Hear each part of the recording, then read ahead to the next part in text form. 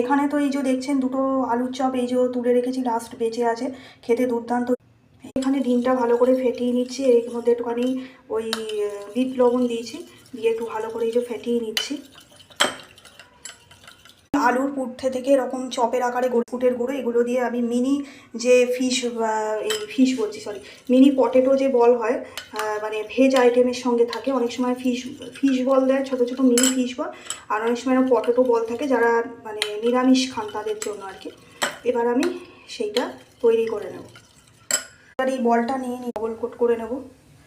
এবার আবার একটা ডোবাচ্ছি, ডুবিয়ে আবার একবার এভাবে কোট করে নেব।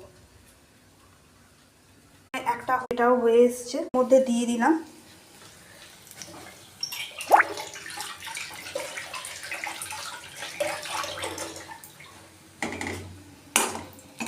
দিয়ে একটু বেশ ভালো করে এপিট ওপিট করে ভেজে নেব, ঠিক আছে, ভালো করে ভেজে নেব।